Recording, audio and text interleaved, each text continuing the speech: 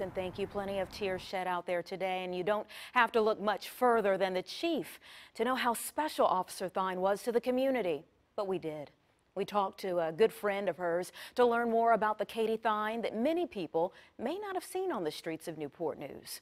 10 on your side's Andy Fox continues our team coverage. If I would want any police officer or any person to be a police officer, I'd want her. Because she cares. She genuinely cares about other people. Before Katie Thyne took the police oath to serve and protect, she was in the Navy aboard USS Abraham Lincoln with fellow sailor Robert Vann, now retired, wept as he watched the news conference on how she died. Seeing her pictures up there, you know, I remember the day that she got that picture taken, and I was just like, I was so proud of her, because I saw her as just a young sailor growing up and then now becoming a police officer. A police officer who went above and beyond to be all about community. So it's no surprise the Peninsula Regional Animal Shelter remembered how Officer Thyne was involved in Tail Wagging Tuesdays. She was very active in the community, and you know, sometimes we try to teach that, but she got it. Thyne would have been with the Children Tomorrow Boys and Girls Club basketball, reaching out, establishing those community bonds. Matter of fact, those games are scheduled tomorrow. We had a conversation. Should we cancel them? The answer is no. Of course not. Coach Thyne would have wanted the games to go on, and they will, this dedicated public servant. We do not take this job to become rich.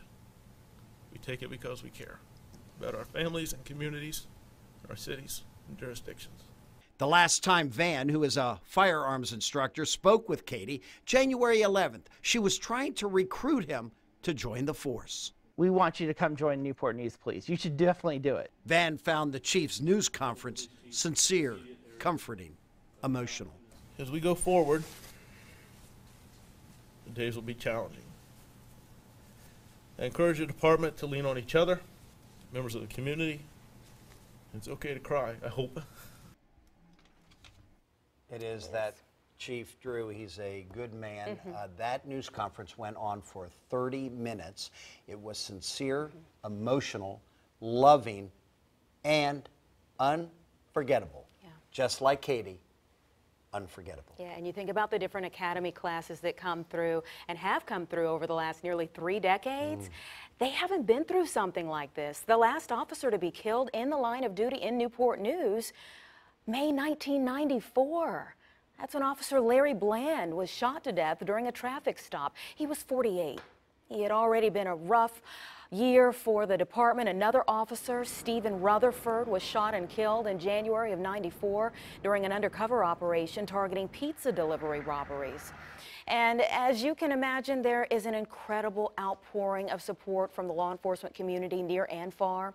Within minutes of the announcement of Officer Thyne's death, departments from Hampton Roads posted their condolences. Norfolk, Portsmouth, Hampton, and Suffolk, as well as the FBI, tweeted well wishes to Newport News Police. We have much more coverage of Officer Thyne on WAVY.com, including more on her time serving in the Navy, as well as the entire news conference with Chief Steve Drew.